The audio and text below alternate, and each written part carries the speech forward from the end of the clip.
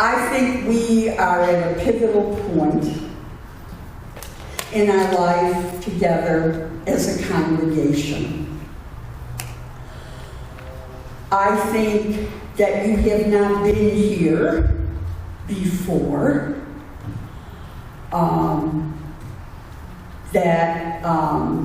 except maybe in the very beginning, when the church began, and they had to decide if they were going to be E or going to be R, or what their ministry was going to look like in this neighborhood. I think we stand at that point now. I think about this every single day. We talk about it every single day, how we best serve and where we can best serve and how we get that done. Oh, and I'm sorry I don't have an answer to that, but I do know that we need to talk to one another about that. That everybody needs to think about what we need to be as a community of faith. I'm really not as concerned about where we meet or how we meet, or, well, I kind of like Sunday morning. I don't say when we meet. But I don't think we know. I don't think we know what we want to do. I can tell you one thing, we ain't going to go back to the way it was. Because it's never going to be that way again. Ever. It is not for the mainline churches in the United States to ever look like they once were. And I really thought, honest to God, that I would be long dead and buried before all these changes had to happen. And I was wrong, and I'm not happy about that. I wanted to ease on down the road the way it had always been. Believe me.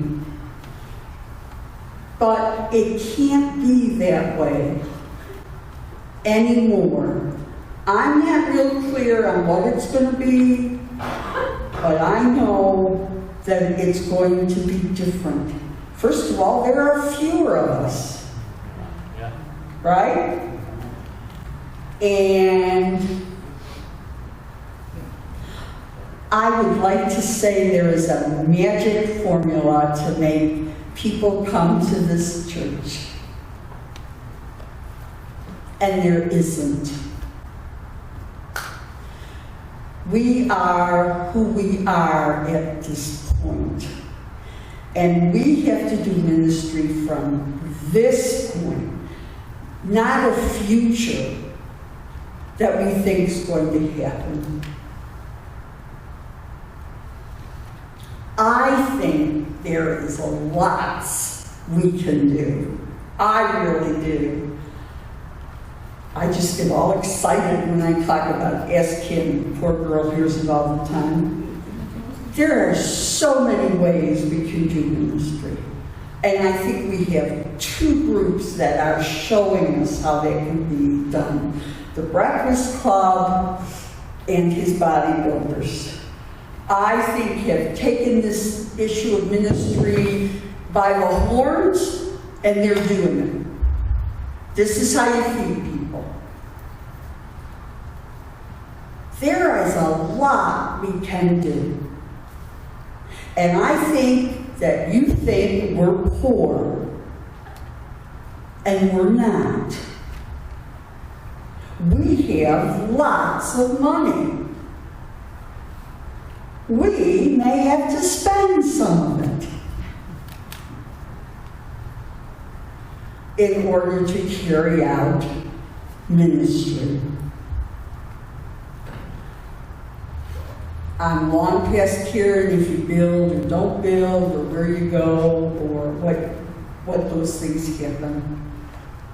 I just want us all to be together and be faithful to Christ's call to serve others. There are never going to be 1,500 members again here. I'm sorry. But there's you, and there's a me, and there's Jesus, and we only have to change the world. As Dolly Parton says, y'all just gotta change the little part you're in. That's all we have to do, is change the little part we're in. And so many of you do, and we can do it all together. I know I'm silly and naive, but not really. I've learned a lot about what the church is over the years. And we can be the church. Yeah. It does not matter where we are.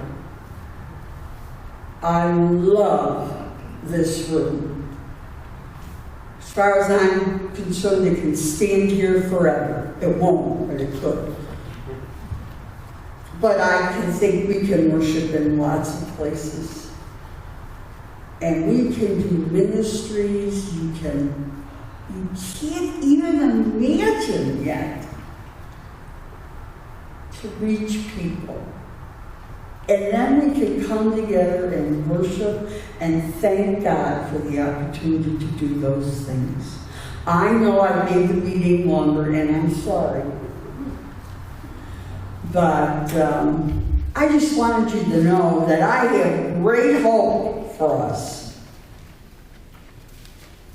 Not being somewhere in a new building, though we might be, but being together and doing ministry. We have people in this congregation that need to be ministered to.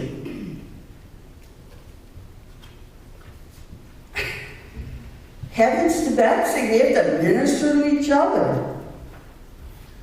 There's a lot to do. And I believe we can do it if we choose to. But we're going to have to talk to one another. And we're going to have to be truthful with one another. And we're going to have to understand that we're not going to get our way all the time. Except for me.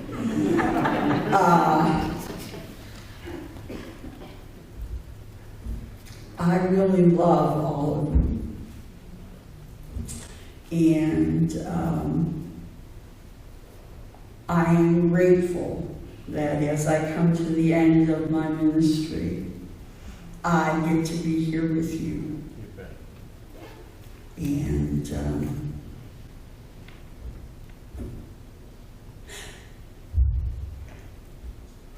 let's see what wonderful surprises we can discover when we follow God.